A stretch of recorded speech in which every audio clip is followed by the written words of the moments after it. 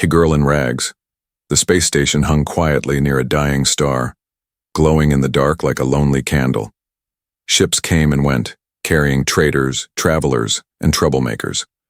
But for Eli, a young human technician, it was just another cold day, fixing broken panels and listening to humming machines. Eli was tired. His shift had ended, and he had one thing in his pocket, his last chocolate bar. It was a small treat from Earth, rare out here at the galaxy's edge. He had saved it for days, waiting for a special moment to enjoy it. The metal floor was cold under his boots as he walked through the lower market district where no sunlight reached. Strange smells filled the air. Burned oil, sour fruits, alien, sweat. No one smiled here. Then he heard a whisper. "Please, just a bite." He stopped and looked around. Behind a pile of broken crates, someone was hiding. Eli moved closer, slowly. A soft glow from a flickering light revealed her face. She was an alien girl. Young, maybe his age. Her skin was a pale violet, her eyes large and glowing faintly blue. Her clothes were torn, dirty, and didn't fit well. She looked hungry. Her hands were shaking. Eli knelt beside her. "Are you okay?" She didn't answer. She just stared at the chocolate bar in his hand. He looked at it, then looked at her. Again, he sighed and tore it in half. "Here, take it." The girl's eyes widened in surprise. No one had ever offered her anything. She took the chocolate slowly, as if expecting it to vanish. The moment the piece touched her tongue, her body shivered. Her eyes fluttered shut and a soft sigh escaped her lips. It was the first real food she had tasted in days. "You like it?" Eli asked with a small smile. She nodded, eyes still closed as if saving the flavor in her memory. "What's your name?" he asked. She hesitated, then whispered, "Z." Eli nodded. "I'm Eli." Z looked at him like he was something strange, different from everyone else. "Why, give this to me?" Eli shrugged. "Seemed like you needed it more." Suddenly, loud laughter echoed nearby. A group of alien dock workers passed by, pointing at Eli and the girl. "Look at the human feeding garbage," one shouted. "She'll bite his hand next," another added. Eli stood up quickly, feeling embarrassed. But when he looked back at Z, she was no longer scared. She was curious. He held out his half of the bar. "Want the rest?" Z looked unsure. She took a step back, then shook her head. "No, you keep." Eli smiled. "Suit yourself." He put it in his pocket. He looked around.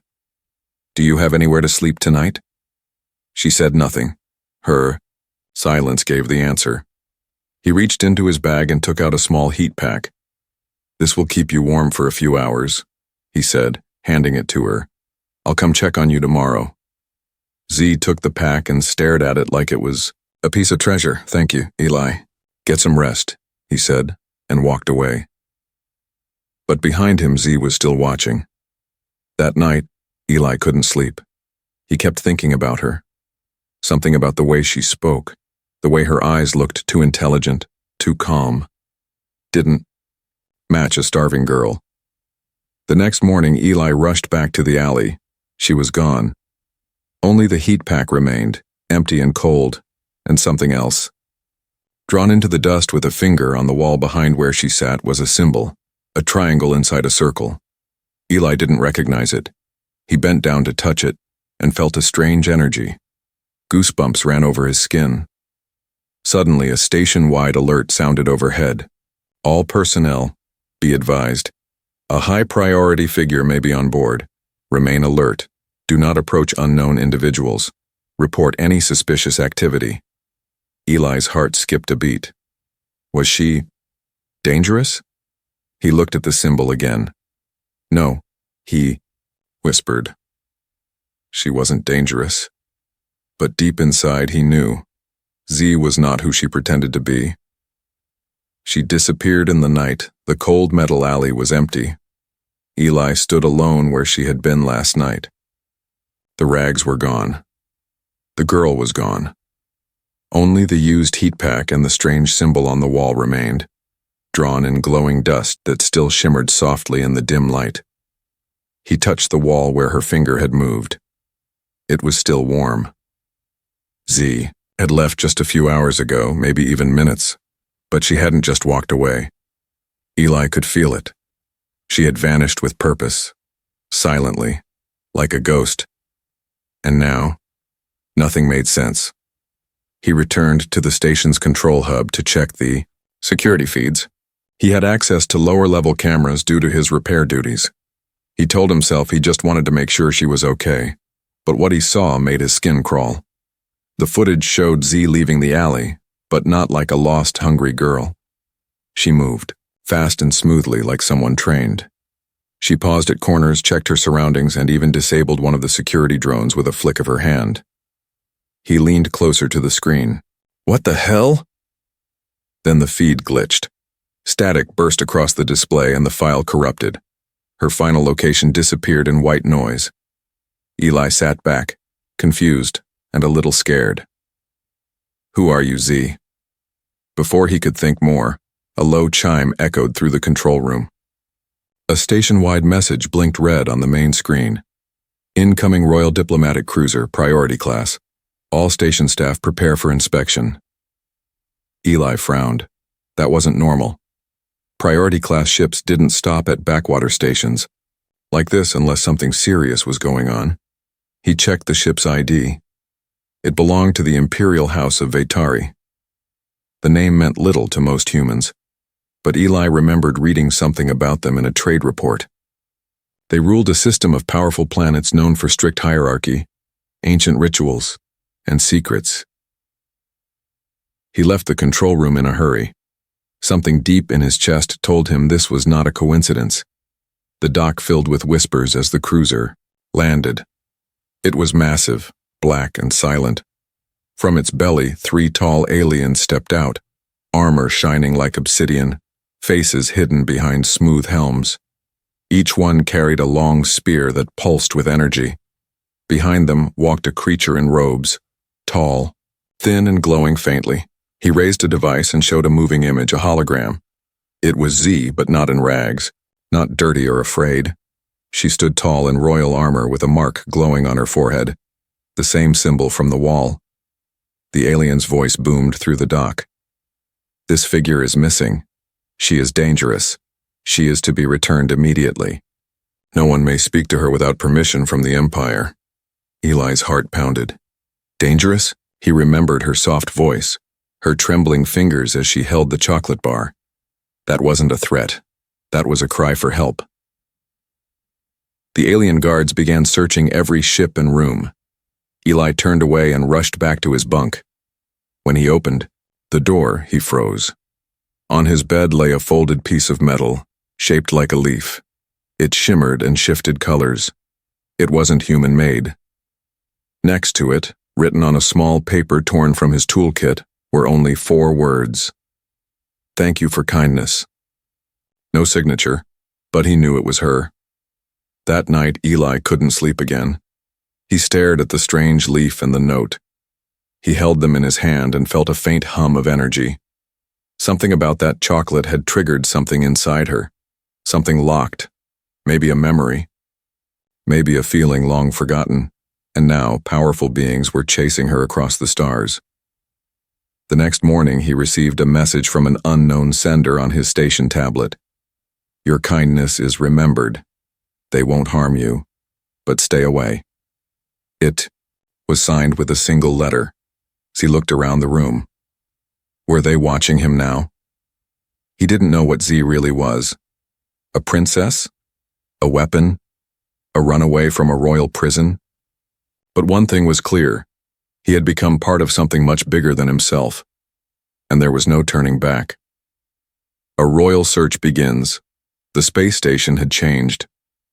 Guards in black armor patrolled every hallway. Soldiers scanned every face, every ID chip. The market vendors kept their heads low. Even the air felt heavier, like something unseen was watching, waiting. And Eli? He felt it more than anyone. He hadn't told anyone about Z. Not even his closest friend Juno, who worked in the ship engine bay. Something inside him whispered that speaking her name out loud would bring danger. Or worse, bring her pain. Still, questions burned in his mind. Who was Z really? Why was she being hunted? Why had she come to him? Then the royal guards began showing people the image again. But this time, it wasn't just a hologram. It was a live projection, pulled from high-level bioscanners, showing not just Z's face but her DNA signature.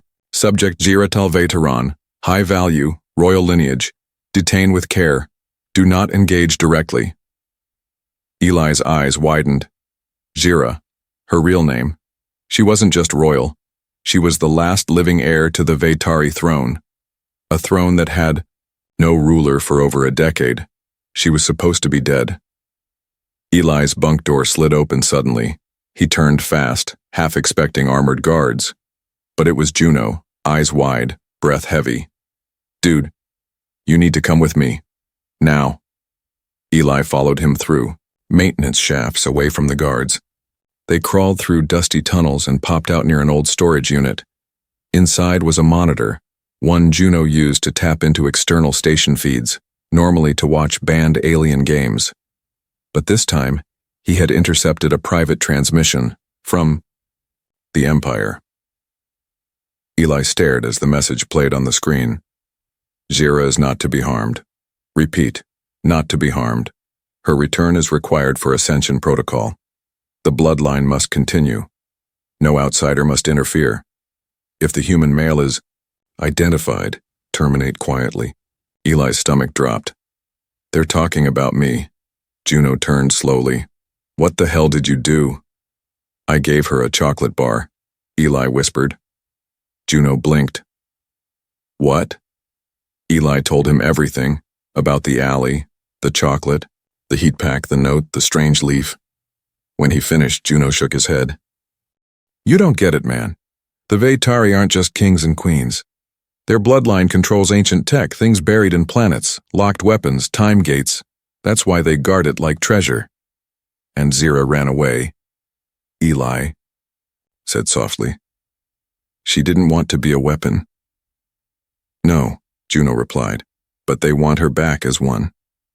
That night, Eli went to the lowest level of the station, where broken machines were dumped. He needed to think, to be alone, but he wasn't alone. A soft humming sound filled the air. He turned. Jira stood there, no longer in rags, but not in armor either. She wore something simple, a traveler's cloak, dark and soft, her glowing eyes watching him carefully. You shouldn't be here, Eli said quietly. I had to see you again, she replied. Her voice was calm, strong. Eli looked at her, confused. They're hunting you. They're always hunting me, she said. But you gave me something no one ever has. What? A choice. She stepped forward and held up a small crystal device. It floated in her hand, spinning slowly. This is a memory key. It only unlocks with emotion. And when you gave me that chocolate, it triggered the memory of my mother. Her laugh, her warmth. I hadn't felt it in years. Eli said nothing. He was just stunned. Jira placed the crystal into a hidden slot in the wall. The metal trembled, then opened. A hidden chamber lay beyond, lit by soft blue lights. Inside floated a cube, ancient, massive, humming with silent power. The soul box, she whispered. Only I can access it, and now so can you. Eli stared. Why me? Because, she said, eyes glowing, you didn't see a weapon. You saw me. Alarms started ringing far above. The guards had found the hidden hatch. Jira looked at him. You can run now, or you can stand beside me. Eli clenched his jaw and stepped forward. Together, they entered the chamber, and the Empire would never be the same. They know about him. Ellie didn't sleep that night, not because of fear, but because of what he had seen. The soul box. It wasn't just a cube. It was alive, humming, pulsing like it had a heartbeat. When Zira touched it, strange symbols lit up in the air, floating around her. When he stepped closer, the symbols shifted, responded, as if it recognized him too. That scared him more than anything. Now he sat in his small room holding the same old half-wrapped chocolate bar, the one he never ate, the one he offered her. His door chimed. He flinched. Then again. Chime. Chime. Chime. He stood up slowly and walked toward it. Who is it? No answer. He opened the door. 4 black-armored guards stood there. Eli Corman. One of them said in a low, echoing voice, "Step outside." Eli didn't move. What's this about? Step. Outside. One reached for him. Then, boom! A sudden explosion rocked the hallway. Dust burst into the air. The lights flickered. From the smoke, a tall, cloaked figure appeared. Zira. Before the guards could react, she raised her hand and released a wave of silent energy. All 4 soldiers collapsed instantly like puppets whose strings were cut. Eli stared at her. You attacked them? No, she said. I only stopped them. They would have taken you. Or killed you. She handed him a small silver badge. You wear this. It will hide your presence from their scanners. Eli took it, still breathing fast. They know about me now. Yes, Zira said. And worse. They know what the soul box did when you touched it. Eli froze. What did it do? Zira looked at him. It activated. It hasn't responded to anyone in 100 years, not even me. But when you stepped near it, it glowed. They moved through the hidden tunnels under the station, staying in the shadows. Zira explained more. The soul box is old tech, ancient. It holds the minds of Vatari ancestors, their knowledge, their power, their judgment. And now it likes me? Eli said nervously. She nodded. Or it remembers you. He blinked. That's not possible. I'm human. I'm just a technician. Zira looked at him carefully. Are you? Before he could answer, she stopped him with a hand. They were near the main plaza now. Above them, on a giant hollow screen, played a news report. Human named Eli Corman is now listed as a station fugitive. Approach with caution. Report sightings immediately. Considered high risk due to connection with Lost Royal. Ziratal Vadaron. Eli's mouth went dry. They're turning me into a criminal, he whispered. Zira's voice was calm. That's how the Empire works. They don't fear guns or armies. They fear truth. And you are now part of mine. They hid inside a cargo bay filled with old engine parts. Eli sat on a crate, hands on his face. This is too big. I fix machines. I eat noodles alone in my room. I'm no one. Zira stepped close. No. You're someone who gave a starving girl food and didn't ask who she was. She looked into his eyes. You gave kindness without price, and in this galaxy that makes you rare. Eli met her gaze. I didn't do it to be a hero. I know, she whispered. That's why you are one. Suddenly a sharp sound echoed. Clink, clink, clink. Metal feet. Marching. Dozens of soldiers were moving through the level. They were getting close. Zira stood up. We have to leave the station now. How? Eli asked. They'll block every ship. She smiled slightly. We're not going out through the station. They moved to the outer hull tunnels. Rarely used. Extremely dangerous. Oxygen was limited. Cold winds from space leaked through cracks. Zira pulled out a hidden device and pressed it against a sealed panel. The metal hissed and opened. Outside, floating in the blackness, was a small ship. Unmarked. Silent. What is that? Eli asked. My escape craft, she said. Built with stealth tech. I came here in it. Wait, Eli said, stepping back. If we leave now, I can never come back. Zira turned to him, voice low. Neither can I. Eli looked back once. The space station where he had lived, laughed, worked. Where he thought he was just a nobody. Where he had given a stranger his last chocolate bar. Now, He was a fugitive. He was chosen by ancient tech, and he was about to fly into the unknown with the most wanted girl in the galaxy.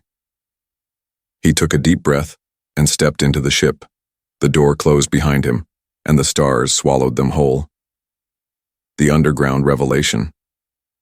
The stars outside were quiet, cold, and endless. Inside, the stolen stealth craft.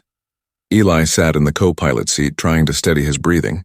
His fingers trembled slightly, not from fear, but from the overwhelming truth he had just accepted. He was now an outlaw, and beside him sat Zira, the girl he thought was a beggar, now revealed as the last living heir of a powerful alien empire. The hum of the engine was soft like a whisper. The craft cut through space like a shadow. No beacons, no signals, no trackers. "Where are we going?" Eli asked quietly.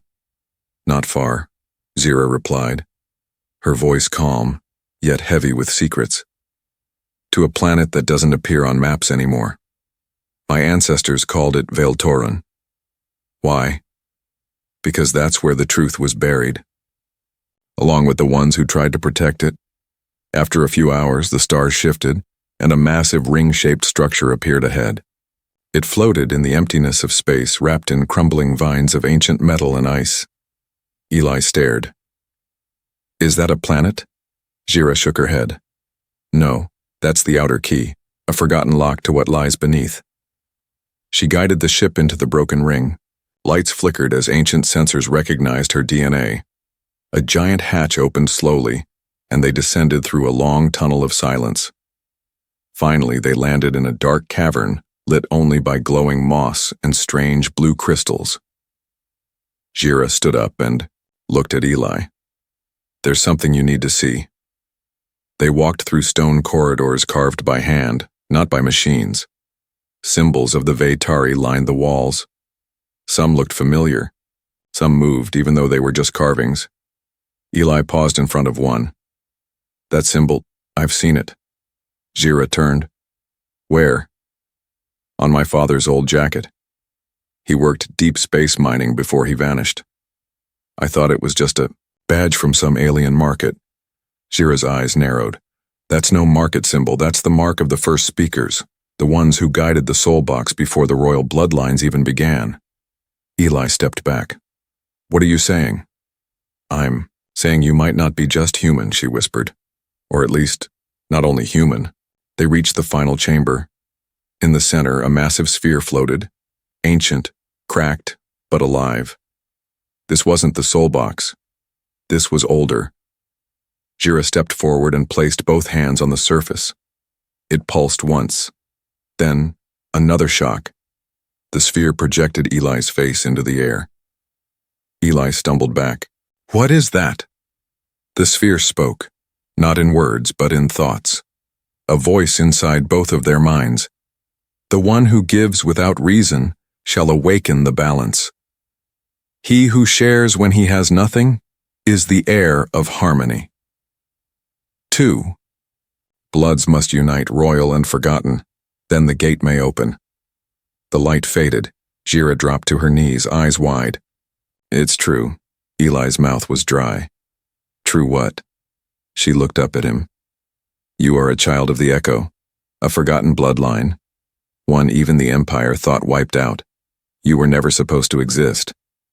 Eli stared at the glowing floor. "So, what now?" Before she could answer, the chamber began to shake. Dust fell from the ceiling. The air buzzed with static. Zira's voice grew sharp. "They've found us." The ship's warning systems lit up. Several Imperial craft had followed them through the outer key. Cloaked ships, fast and deadly. Zira looked at Eli. "We can't run anymore." "Then what do we do?" She stepped close. Her eyes glowed, but her voice was gentle. "We activate the old gate. Together. It's the only way out." "Out to where?" "To where the Empire can't follow." She reached out her hand. Eli looked at it, then placed his hand in hers. The stone walls lit up as both their hands touched the sphere. Symbols moved. Wind swirled through the underground halls, though there was no breeze. The ground split apart, and in the distance a giant ancient gate rose from the earth like a mountain, covered in golden vines and breathing light. As the gate pulsed, the soul box appeared beside them, floating and glowing. It had followed them, and it spoke again, this time aloud. The key has returned. The gate shall open. The war shall begin. Eli whispered, "What war?" Jira looked into the light of the gate. The war for freedom. The Empire strikes back. The ancient gate pulsed, like a heart. Tall, wide, and covered in glowing alien vines, it rose from the ground like a sleeping god awakened. The wind howled from within and energy cracked in the air, turning the cavern sky a deep electric blue. Jira stood before it, calm, proud, glowing. Eli stood beside her, nervous, shaking, confused. Above them, through the cracks in the ceiling, came the deafening roar of engines. Imperial ships had arrived. Their dark silhouettes blocked the sky. Then, boom, an explosion rocked the side of the mountain. The stone cracked. The gate trembled. The Empire had begun its final move. Jira turned to Eli. "They will try to destroy the gate before we step through. We have minutes, maybe less." Eli stared at her. "And if they succeed?" "We're trapped. And then, you die. I return to chains, the Empire wins." Eli looked down at his hands. "I was just a technician." Jira touched his arm. "You still are. A good one. But you're also more. The gate chose both of us. That means we're not tools. We're the answer." Suddenly, the ground near them exploded. Dust filled the air. Soldiers in black armor stormed in, rifles raised. Jira reacted instantly. She lifted both hands. Blue energy formed in the air. The closest guards were slammed into the walls. Eli ducked behind a pillar, heart racing. His mind screamed run, but something in his chest said stand. He looked up at the gate. It was open, only halfway. A deep voice echoed through the air. "Jira Tal Veteran, you are hereby commanded to surrender. You will not leave this place alive." A new figure stepped from the smoke, taller than the rest. His armor was silver, not black. His face was uncovered. Cold eyes, sharp jaw, long silver hair. Jira whispered, "That's High Commander Relgar, my uncle." Eli blinked. "You're... what?" "He wants the throne," she said bitterly. "But the soul box never chose him. That's why he wants to erase me." Relgar stepped forward, his voice calm but deadly. "This child beside you, this human, he is filth. He is nothing. Yet you protect him. Why?" Jira raised her chin. "Because he gave me everything when I had nothing." Relgar sneered. "Then he'll die first." He raised his hand and fired. A bolt of red plasma shot toward Eli. Jira moved faster than thought. She threw up a shield, but the blast shattered it. She flew back, landing hard. Eli ran to her. "Jira," she winced, bleeding from her shoulder. "I'm fine. You need to reach the gate. Alone if you have to." He looked up. The gate was almost open now. Light poured through. The soul box floated in front of him. It pulsed gently and spoke. "Eli Corman, step forward. Speak your truth." Eli hesitated, then stepped toward the glowing surface. He didn't know what to say, but his heart did. "I never wanted to be part of this," he said, "but I won't stand and watch a good person die for nothing. I won't let kindness be crushed by power." The gate roared. Its light doubled. The final lock snapped open. The wind burst outward. Soldiers stumbled. Relgar roared in anger. Jira struggled to her feet. "The gate's ready." Eli grabbed her hand. "Let's go, now." But Relgar shouted, "Close it." A blast hit the base of the gate. Rocks fell. The structure trembled. The soul box spun, glowing wildly. "Hurry. This path will not open again." Together, Jira and Eli ran. Just as the gate began to collapse, they leapt into the light. A flash, a hum, and then Silence. They landed in soft grass. Real grass. Warm wind kissed their skin. Above them was a sky neither had seen before. Purple clouds, twin, sun's golden birds flying overhead. They had made it to the hidden world. Jira gasped. It's real, I thought it was just a legend. Eli looked around, stunned. Where are we? She smiled weakly, eyes wide with wonder. This is the world the royals tried to erase, a world of balance, where rulers were chosen, not born. He looked at her. Then why did it choose us? Jira looked at his hand. He still held the half-chocolate bar. Because kindness is power they can never control. Far away behind the stars, the Empire would soon rise in fury. But for now the war was paused, and the spark of change had crossed through the gate. The taste of loyalty. The sky above them was unlike anything Eli had ever seen. Twin suns warmed. The horizon. The grass underfoot glowed softly with each step. Giant trees curved like sculptures, and strange birds flew without wings. The air smelled of life, fresh, wild, and untouched by war. Jira stood beside Eli, her wound now bandaged. Her face calm but alert. She looked around in wonder. This world is called Taliri, she said softly. It's where the Vaetari were born before they became conquerors. And now? Eli asked. Now it becomes a place of rebirth. The soul box hovered between them, glowing with quiet power. It spoke not in words, but in feelings. It showed them memories, a time when the Vaetari lived in harmony, guided not by control, but by wisdom. Until pride twisted their path. It then showed an image of Eli, handing a chocolate bar to a starving girl in rags. Jira watched, her voice shaking. That moment, it changed everything. Eli rubbed the back of his neck. It was just chocolate. No, she whispered. It was a choice. You didn't see a weapon. You saw a person, and you gave without asking for anything. The soul box pulsed once, more, then settled into the grass. The soul box has chosen you both, Jira said. Not just as protectors, but as leaders. Together, suddenly the sky darkened. A shadow crossed the sun. Dozens of black ships roared above, breaking the silence of Taliri. The Empire had found them. We don't have long, Jira said. They'll destroy this world to stop us. Eli clenched his fists. We can't let them. From the soul box, two objects floated out. Old, beautiful, glowing. One was a scepter, shaped like a tree branch with a crystal heart. The other was a sword, simple, yet shimmering with ancient energy. Jira picked up the scepter. Eli hesitated, then picked up the sword. They felt right in their hands. They were meant for us, Jira said. When the soldiers landed, they didn't expect resistance, but what they saw shocked them. Jira, glowing with light, raised the scepter, and vines of energy wrapped around their weapons, pulling them away. Eli, blade in hand, stood tall before them. Though never trained in war, he moved with purpose because he believed in something now, himself.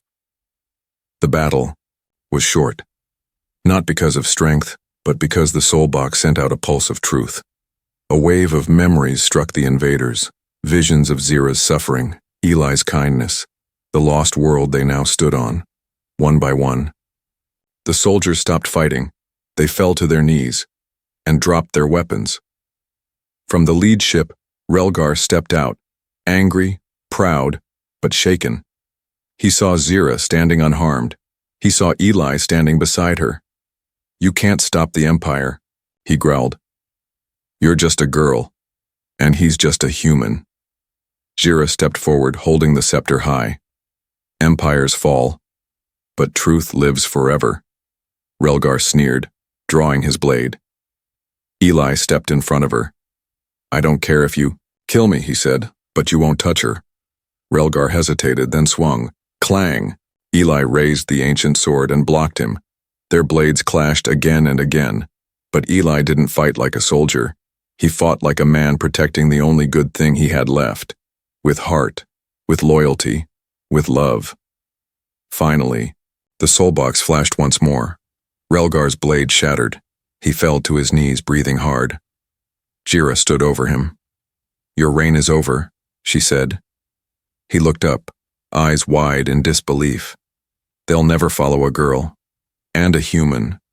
Jira turned to the soldiers still watching. She pointed at Eli. "This human gave me food when I was starving. He offered warmth when I was cold. He stood beside me when I was hunted." She stepped closer to Eli and held up the half-eaten chocolate bar he had given her.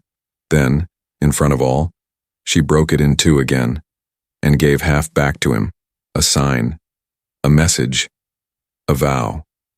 "This is our bond," she said, "not made of blood, but of choice." The soldiers began to kneel, not to a ruler of bloodline, but to a ruler of compassion. Weeks passed. The empire fractured. News spread across systems. The lost heir returned. The human who was chosen. The world that couldn't be conquered. But Eli didn't care for titles. He stayed by Zira's side. Not as a prince, not as a savior, but as the man who once gave her chocolate in the dark. And now, she gave him a home in the light.